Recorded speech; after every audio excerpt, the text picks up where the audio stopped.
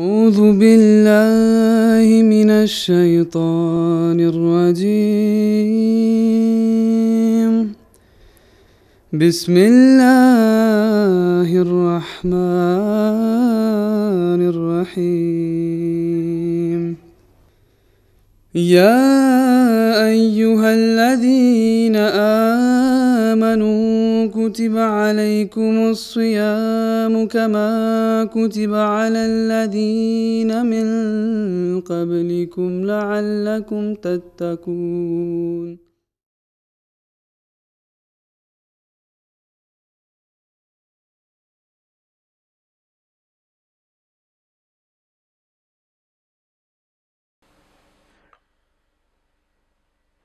أعوذ بالله من الشيطان الرجيم. بسم الله الرحمن الرحيم. اللهم صل على محمد وعلى آل محمد كما صليت على إبراهيم وعلى آل إبراهيم إنك حميد مجيد. اللهم بارك على محمد وعلى آل محمد كما باركت على إبراهيم وعلى آل إبراهيم إنك حميد مجيد. Pour le dars d'aujourd'hui, chers amis, Assalamu alaikum wa rahmatullahi wa barakatuhu. J'ai choisi le sujet de Eid al-Fitr. Comme aujourd'hui, notre dars est le 29e dars. Alors, comme selon les paroles du Saint-Prophète sallallahu alayhi wa sallam et selon le calendrier lunaire, le mois lunaire compte 29 jours ou 30 jours. Et si la nouvelle lune n'est pas visible le 29e jour, alors nous complétons le 30 jours. Et si la visibilité est possible, alors on peut faire le ramadan de 29 jours et après il y a le Eid. C'est pour cela que j'ai voulu présenter auprès de vous quelque chose concernant le Eid al-Fitr. عن عبد الرحمن بن عوف رضي الله عنه قال شهدت عمر بن الخطاب رضي الله عنه في يوم النحر بعد بالصلاة قبل الخطبة ثم قال سمعت رسول الله صلى الله عليه وسلم ينهى عن صومين هذين اليومين أما يوم الفطر ففطركم من صومكم وعيد للمسلمين وأما يوم الأضحى فكلوا من لحوم نسككم. तिरमिज़ी अबवाब अस्सौम. हज़रत अब्दुर्रहमान बिन औफ रज़ियल्लाहु ताला अन्हु dit qu'il était présent lorsque Hazrat Umar radiallahu ta'ala anhu avait fait le Eid al-Azha, le Eid de sacrifice. C'est lui qui avait dirigé. Tout d'abord, il avait fait le salat, il a dirigé le salat, et les musulmans ont fait la prière de Eid al-Azha derrière Hazrat Umar radiallahu ta'ala anhu. Et puis il a fait le serment, comme c'était la sunna de Saint-Prophète sallallahu alayhi wa sallam, qu'à l'occasion de ces deux Eid, Eid al-Fitr et Eid al-Adha, d'abord l'imam dirige la prière de 2 rakats, et puis il fait un serment. Et Hazrat Umar avait fait selon la sunna de Saint-Prophète sallallahu alayhi wa sallam. Et dans le sermon, il a dit, selon Hazrat Abdurrahman bin Auf, que Hazrat Umar radiallahu ta'ala anhu a dit que ces 2 jours, jour de Eid al-Fitr et Eid al-Adha, le Saint-Prophète sallallahu alayhi wa sallam nous a interdit de jeûner, d'observer les jeûnes, parce que ce sont les 2 jours, les jours de fête, un à la fin du mois de Ramadan, et deuxième c'est Yom al-Azha, le 10e de Zil Hajjah. Et les musulmans font le Eid al-Azha. Et pour le Eid al-Azha, il a dit que les musulmans consomment la viande de leur sacrifice, les animaux immolés. Aujourd'hui, je voulais dire que souvent il y a des problèmes chez les musulmans concernant le début du mois de Ramadan et la fin du mois de Ramadan. Nous disons qu'il faut utiliser les inventions scientifiques et qui nous révèlent des événements, c'est-à-dire avec la certitude. Par exemple, le Jamaat Ahmadiyya avait reçu un document de la part de l'Institut de mécanique céleste et de calcul de éphémérides. Alors, il avait ce document, ils ont dit très clairement qu'en 2013, le premier croissant de lune définissant le début du mois de Ramadan sera visible à l'œil nu en France métropolitaine le soir du 10 juillet 2013. C'est pour cela que nous avons commencé le Ramadan le 11 juillet. Puis il dit, le second croissant marquant la fin du mois de Ramadan et le début du mois Shawwal sera visible à l'œil nu le soir du 9 août 2013. C'est pour cela que nous allons faire l'Eid al-Fitr le 10 août. Et je dirais aux musulmans, il faut suivre les données scientifiques qui nous révèlent avec la certitude le commencement du mois lunaire. Nous nous servons des autres inventions scientifiques modernes et pourquoi pas utiliser observatoires pour le début et la fin du mois de Ramadan et les autres fêtes qui sont organisées selon le mois lunaire. Concernant l'Eid al-Fitr, il faut savoir que pour l'Eid al-Azha, nous faisons le takbirat pour 3 ou 4 jours, mais pour l'Eid al-Fitr, nous trouvons dans les livres de hadith que le Saint-Prophète sallallahu alayhi wa sallam disait de faire le takbirat le jour de Eid. Allahu Akbar, Allahu Akbar, Allahu Akbar, Allahu Akbar, walillahi alhamd. Allahu Akbar, la ilaha illallah, wallahu Akbar, Allahu Akbar, walillahi alhamd. Ce takbirat nous devons faire, c'est-à-dire le jour de Eid al-Fitr. Deuxième chose que je voulais vous dire est que l'islam nous a procuré une fête religieuse qui est aussi la fête de tous les musulmans. Et le Saint-Prophète sallallahu alayhi wa sallam nous a montré comment il faut le fêter. C'est aussi une particularité et la beauté de l'islam que tous les actes ou des événements en islam sont montrés par la pratique du Saint-Prophète sallallahu alayhi wa sallam.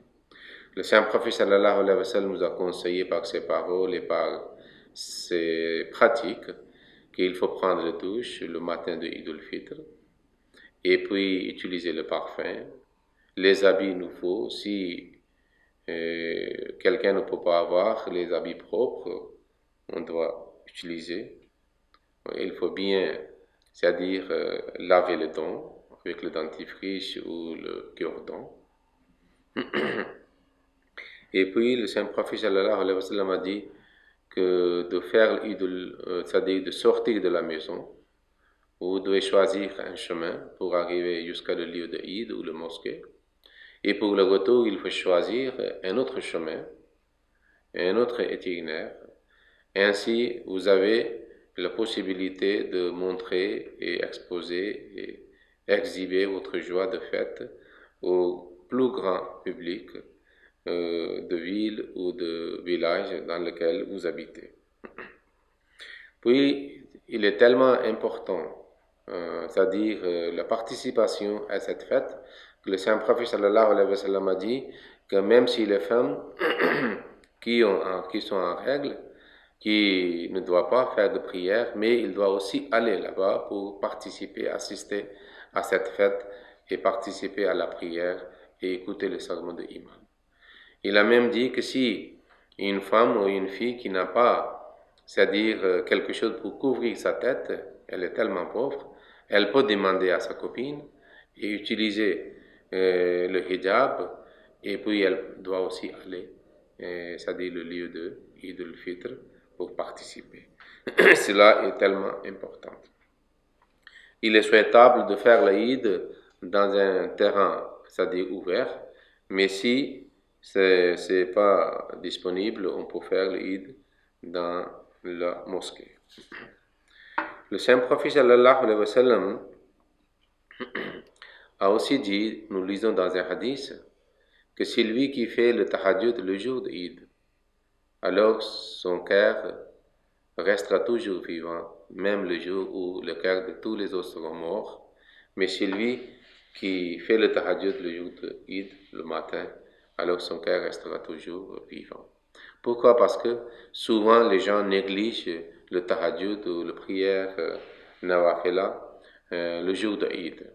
Même si dans chaque jour de Ramadan, les gens font des nawafila le matin avant de prendre le suhoor et le repas de matin.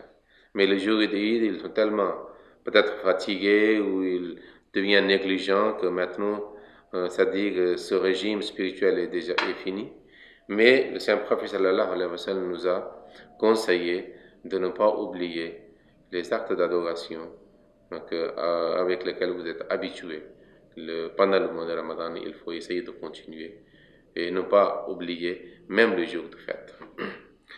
Puis le Saint-Prophète sallallahu alayhi wa sallam nous a aussi conseillé par sa parole et sa pratique que c'est une fête, il faut le fêter. C'est pour cela il a encouragé s'il y a des événements sportifs ou des choses pareilles pour bien animer et célébrer et fêter ce jour.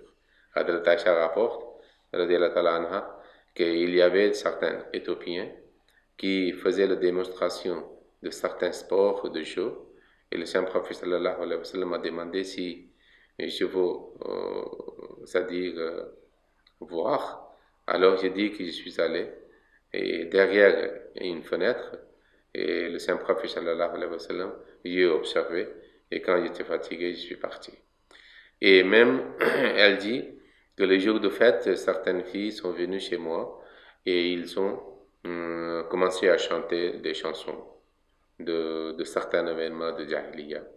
C'était seulement pour animer ce jour et fêter. Hadrat Abu Bakr n'a pas apprécié, mais le Saint-Prophète sallallahu alayhi wa sallam a dit que chaque peuple a une fête et nous avons notre fête.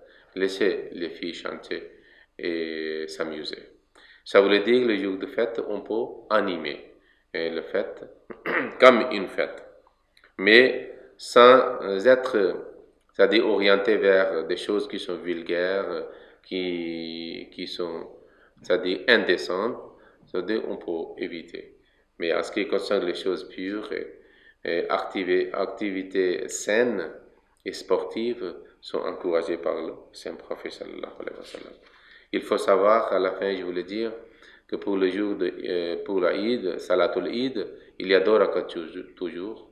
Après le commencement, l'imam fait 7 takbirat. On lève les mains, on touche les oreilles et on laisse aller les bras. Et après le 7e takbir, l'imam récite sur le Fatiha, on croise les bras. Dans le 2e rakat, quand on est début, alors l'imam fait 5 takbirat. Chaque fois, on lève les mains jusqu'à les oreilles et puis on laisse aller les bras. Et après le 5e takbir, l'imam récite sur le Fatiha. Et ainsi, on fait 2 rakats. Et après le salat, l'imam fait le sahun. Et tout le monde doit l'écouter et participer à la prière aussi. C'est aussi la sunnat. À part cela, on doit se rencontrer, on doit se visiter mutuellement, souhaiter le bonne fête, bon Eid al-Fitr et invitation mutuelle aussi au repas. Tout est comme une fête permise en islam par la pratique du Saint-Prophète sallallahu alayhi wa sallam. Seulement, je voulais dire à la fin que le Saint-Prophète pour le Eid al-Fitr, quand il sortait, il prenait quelque chose, par exemple la date, 3 dates ou les 5 dates, mais pour Eid al-Azha, il ne prenait pas quelque chose le matin. La première chose qu'il prenait, c'était la viande des animaux immolés et égorgés. Alors, c'était en bref que nous devons fêter le jour de Eid et Eid al-Fitr particulièrement à la fin du mois de Ramadan. Et bonne fête à vous tous aussi, chers amis. Que Dieu soit avec nous tous. Amin. اللهم صل على محمد وبارك وسلم إنك حميد مجيد. اللهم صل على محمد وعلى آل محمد كما صليت على إبراهيم وعلى آل إبراهيم إنك حميد مجيد. اللهم بارك على محمد وعلى آل محمد كما باركت على إبراهيم وعلى آل إبراهيم إنك حميد مجيد.